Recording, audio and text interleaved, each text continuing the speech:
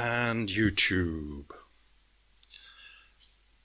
As you know, and I continue to do, I read comments from The Guardian to fill up my retired time. And I bumped into one yesterday, it was, because I've just refound it now, which made me go, bling. I'll read it first, and I might read it again later, but I'll certainly try and explain. The whole article is about the United Kingdom. It's about the housing crisis, which is that houses are too bloody expensive for the young people to afford, and they were all arguing whose fault it was.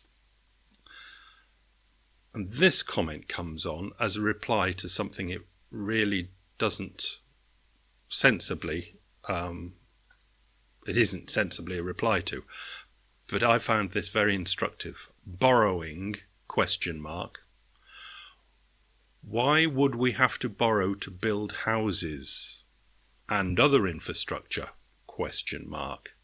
Getting on for £400 billion was created ex nihilo, nihilo being out of thin air, by the Bank of England. The government debt it was used to purchase has now been effectively cancelled. This went ding in my head because this is quantitative easing, and we don't hear much about quantitative easing anymore. And I was thinking about this comment, that it's absolutely the only one that has come on this angle that I've ever read. And it seems to me that what has happened is that when quantitative easing started, there were a great amount of loudmouth experts saying that it would create, if not direct inflation, then it was stocking up a dam of money that would come eventually flooding into the economy and cause inflation. And there was no amount of explanation from me, it seemed, to explain that this was wrong. That most people, 90% of people, believed these wrong experts and went along this line of it was creating money. Quantitative easing was creating money. And it wasn't just me, obviously, that would go, no, it's bloody well not. But not believed because there was a dam of people that were believing that it was, that came flooding into the Twitter sphere. And it is absolutely fascinating that now, when all these people have been proved to be wrong, they've kind of gone, shuffle off, and have never really gone in to find out, well, what actually was quantitative easing? And I just put myself in the mental shoes of the authorities, the establishment, the Bank of England, for example, here. And I'd be thinking that they had gone back to their clubs so many times and clinked glasses and said, I don't know if they say fuck, but I would have done. I'd say, fuck, we got away with that one. Because the great flood of people just totally and utterly misunderstood what was going on. And this poor little voice in the wilderness, borrowing, why would we have to borrow to build houses and other infrastructure? Getting on for £400 billion was created ex nihilo by the Bank of England. The government debt it was used to purchase has now effectively cancelled. Nobody even replied to it in the comment section. Nobody understands it.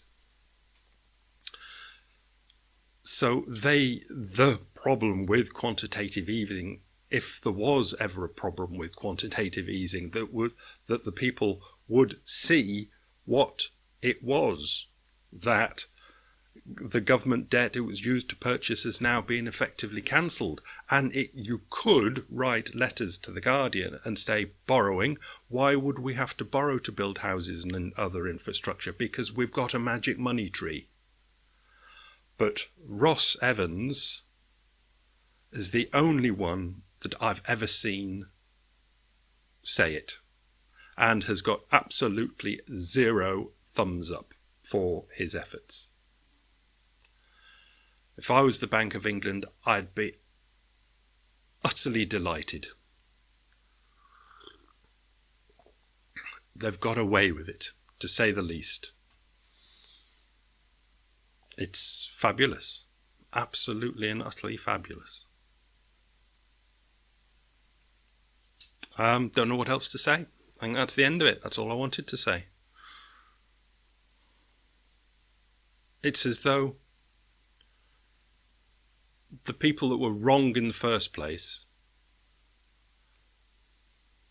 when they either realised they were wrong, well, either just went on still believe what they thought was right and is right, which is always wrong, or they realised what they thought was right and now they think it's wrong, at that point were so embarrassed that they just dropped the subject altogether, I think, and never went on to find out what was actually right.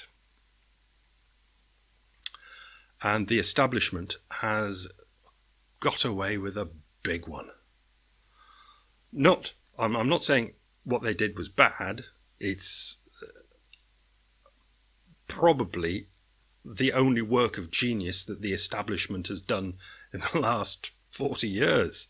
And they've got away with it beautifully. And it's just something, if there's a shame for them about it, is that they can't shout it from the rooftops, because more people like Ross Evans would then see actually what did happen. But quietly in their little cosy clubs, they can be immensely happy with what went on. The public are blissful. That's it. Bye.